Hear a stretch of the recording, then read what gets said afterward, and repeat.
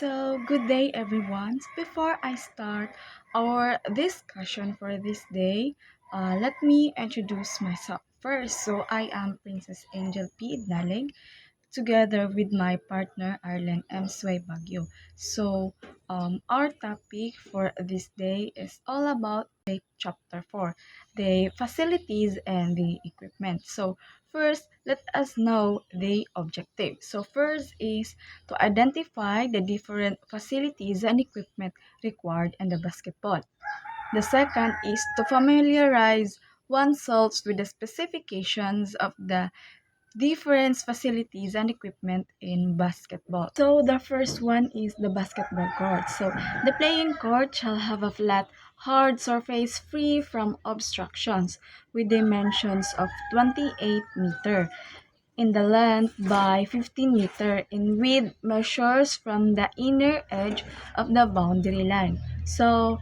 This is the basketball court. Of course, no, sa pagdula og basketball, need jud og basketball court.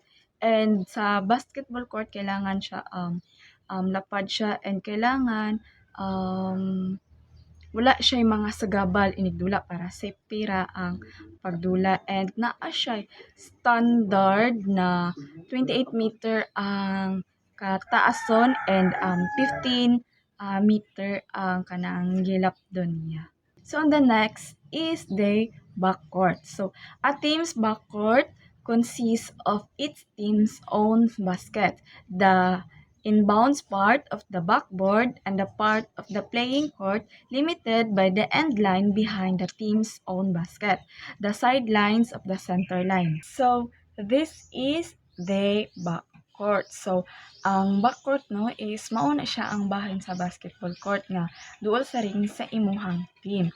And apil na sa dira ang inyong basket o ang backboard o ang lugar sa court gikan sa end line hangtod sa center line. The next one is front court.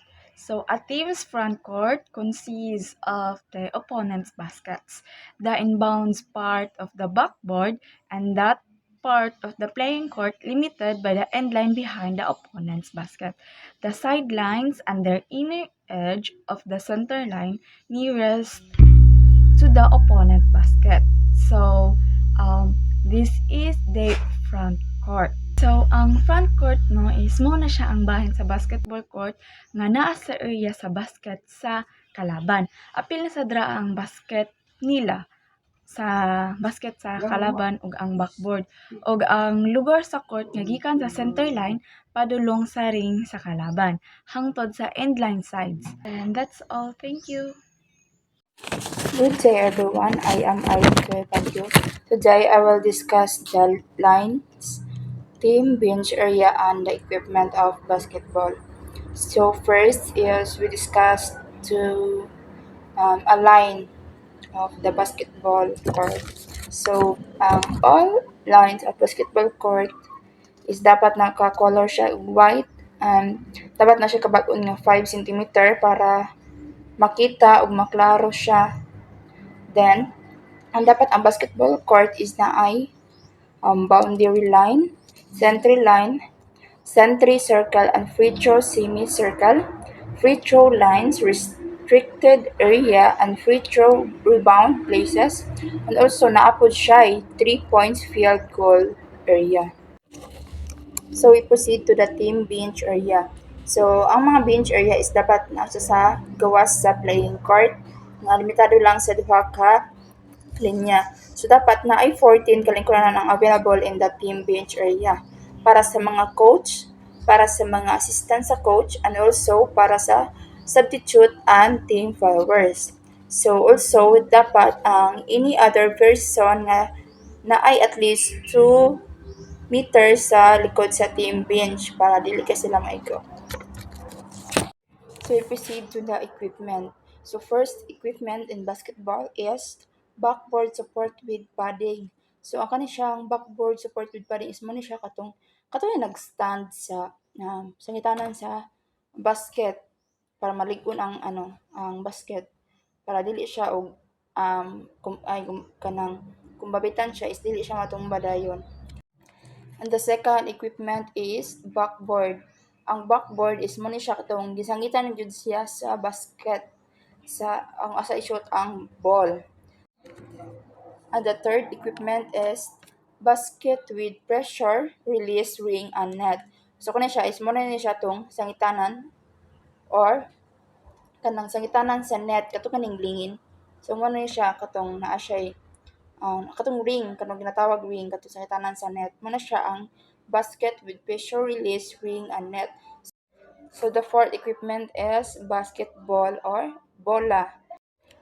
So the fifth is game clock. So ang kanang game clock is magatan mo siya sa if magtanong ka og basketball is makita mo siya sa babaw nga or namang uban ka sa babaw makita na uban pud nga dili. So kani siya is train mo makitaan kung pila na lang ka minutes ang nabilin sa isa ka quarter. So the sixth equipment is the scoreboard. So kaning scoreboard is dili mo makit-an kung pila ang score sa isa ka team o pila ang score sa isa ka team.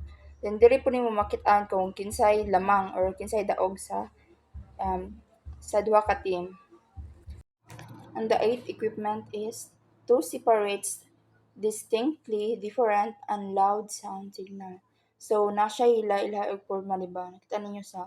So, this is the example. So, makita niyo sa example nga, laila siya siya porma. Ang uban manggod kay ibitay, din ay uban nga kanang mura siya idikit lang sa ano.